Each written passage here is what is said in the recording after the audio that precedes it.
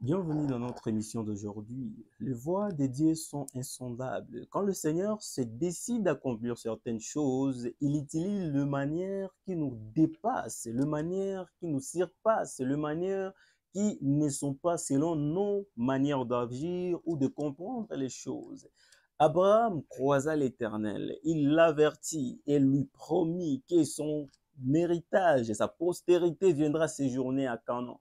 Mais il lui dit, avant que cela n'ait lieu, ton peuple, ta postérité, ta semence ira séjourner en Égypte pendant 400 ans. Mais après cela, je viendrai délivrer mon peuple par la main puissante de Dieu. Alors, quand Abraham a reçu cette promesse-là, il n'y avait aucun détail à l'intérieur. Et pourtant, dans tout cela, Dieu avait déjà prévu, planifié, dès avant la fondation du monde, comment cela serait ainsi. Alors, nous voyons Joseph qui a été vendu par ses frères, haï par ses frères, rejeté par ses frères, voulu même tuer par ses frères. Mais Dieu l'a protégé et a mis sur le cœur de ce frère de le vendre plutôt que de le tuer. Et pendant que ses frères faisaient cela, il s'en doutait certainement qu'ils étaient en train d'accomplir exactement la volonté parfaite de Dieu.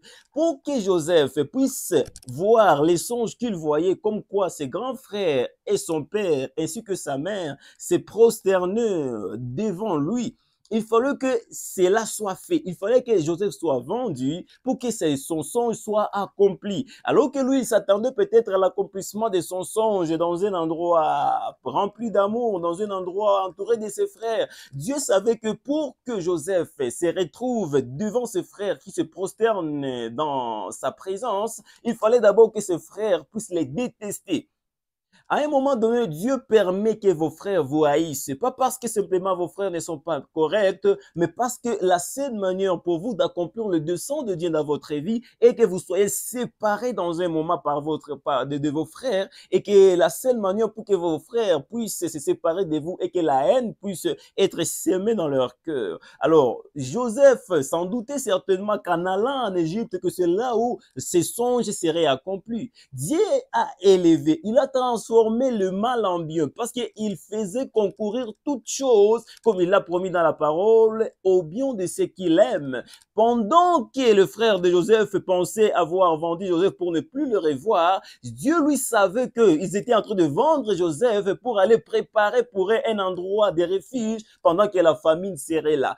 Quand Joseph était en train d'être vendu, Dieu savait déjà le plan qui était prévu. Joseph ne savait pas ce qui s'est passé, mais Dieu avait tout sous son contrôle. Quand le diable est en train de vouloir malmener un enfant de Dieu et que Dieu lui laisse faire, c'est que Dieu est en train d'utiliser cette malménation, si on peut ainsi l'appeler, par la main de l'ennemi, afin que cela puisse vous conduire sur le chemin du devoir, sur les destins, la destinée que Dieu vous a déjà préordonné dès avant la fondation du monde. Alors, j'aimerais vous lire quelque chose ici dans Genèse chapitre, je crois ici, c'est 45.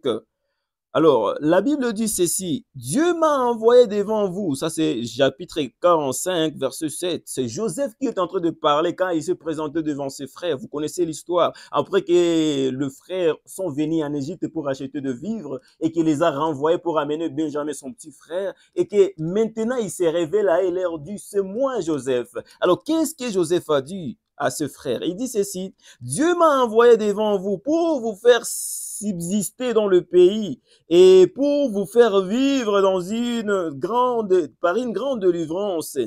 Ce n'est donc pas vous qui m'avez envoyé ici, mais c'est Dieu. Il m'a établi père de Pharaon, maître de toute sa maison et gouverneur de tout le pays d'Égypte. Il dit à ses frères, ce n'est pas vous qui m'avez envoyé en Égypte, c'est Dieu qui m'a envoyé ici par vous.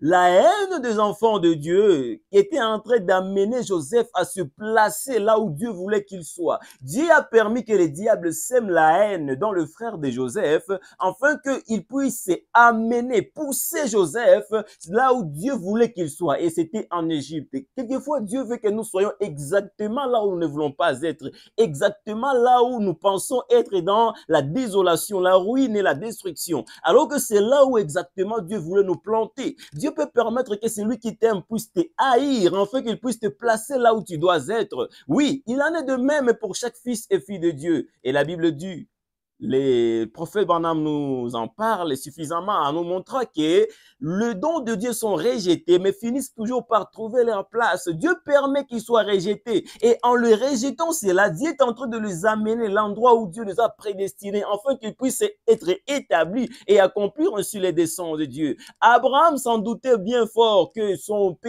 arrière-petit-fils, Joseph, serait vendu pour accomplir le plan que Dieu l'avait prédestiné. Mais quand Joseph était en train d'aller en Égypte, c'était Dieu en train de l'amener là-bas. Quand les ennemis, ou alors le frère de Joseph qui était devenu ses ennemis, l'ont poussé en Égypte, voulant se débarrasser de lui, en réalité, il ne se débarrassait pas de lui, il s'est protégé en les faisant. Joseph, sa place était en Égypte et c'est là où Dieu voulait qu'il soit. Alors, en d'autres termes, qu'est-ce que je suis en train d'essayer de vous dire ici? Dieu fait concourir toutes choses au bien de ceux qu'il aime.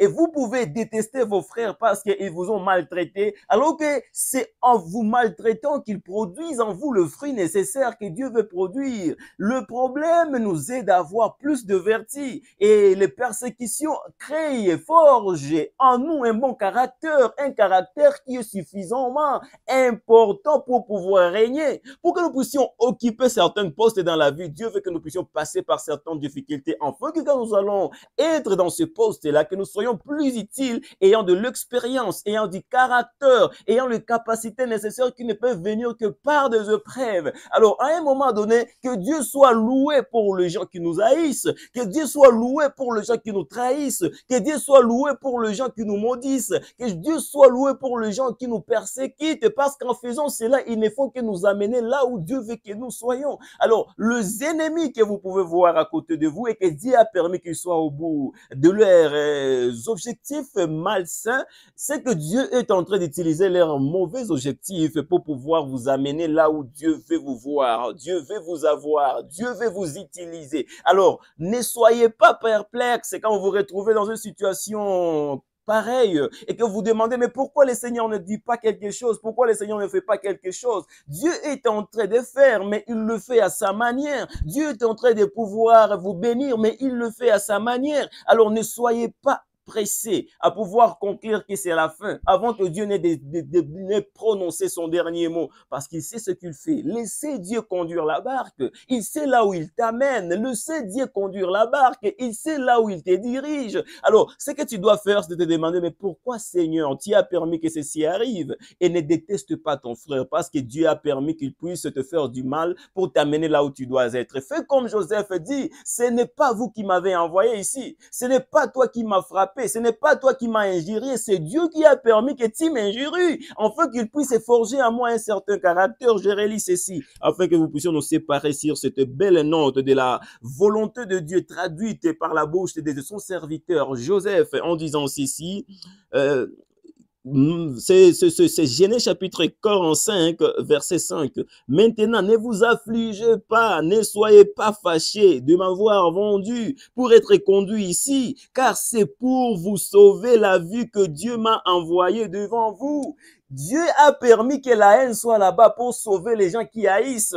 Dieu a permis que les gens de sa famille puissent les détester, puissent les rejeter, afin qu'ils puissent dans l'avenir le sauver. C'était le plan de Dieu. Alors, gloire à Dieu pour ceux qui te haïssent. Peut-être ils sont en train de te conduire dans la volonté de Dieu. Gloire à Dieu pour ceux qui t'ont rejeté. Peut-être c'est la volonté de Dieu dans ta vie, afin de forger en vous le caractère qu'il faut pour régner, car il faut toujours le caractère pour régner. Alors, ne soyez pas découragés et n'essayez pas de vous en prendre à quelqu'un parce qu'il vous a fait du mal. Parce que la Bible nous déclare, qui peut dire que le malheur peut arriver sans que l'Éternel n'en soit l'auteur? Qui peut dire que quelqu'un peut t'injurier si l'Éternel n'a pas permis qu'il t'injurie? Alors, quand Dieu a permis que quelqu'un te fasse du mal, ne regardez pas la personne. Regardez à Dieu qui a permis que cela puisse arriver et dites, Seigneur, pourquoi tu as permis que mon frère me fasse du mal? Peut-être c'est la voie de Dieu pour te conduire là où Dieu veut t'avoir, afin de pouvoir travailler avec toi. D'une manière ou d'une autre, toutes choses travaillent ensemble pour le bien de ceux qui aiment Dieu, que ce soit les sorciers, que ce soit les magiciens, que ce soit la maladie, que ce soit la disette, que ce soit la misère noire, que ce soit les épreuves, que ce soit les déserts, tout cela est en train de travailler, concourir à ton bien, afin que Dieu puisse accomplir son dessein dans ta vie. Alors, peu importe qui est en train de tirer la ficelle, il faut te rappeler toujours, si l'Éternel le permet, c'est que c'est pour mon bien et qu'il attend à ce qu'à la fin de ceci, quelque chose puisse se manifester qui me procurera plus du bien que je ne pourrais imaginer. Faisons confiance à Dieu. Il a promis et il le accomplira. Tout concourira toujours à notre bien. Si Dieu l'a dit, ça règle la question. Alors, aimez vos ennemis, parce qu'en réalité, ils ne travaillent que pour votre bien. Aimez vos adversaires, car en réalité, Dieu les utilise pour vous accorder de bonnes choses. Rien ne pourra vous détruire, rien ne pourra vous nuire. Tant que vous avez Dieu, tant que vous marchez avec Dieu, tout va bien. Même quand rien ne va, mais tout va bien. Shalom.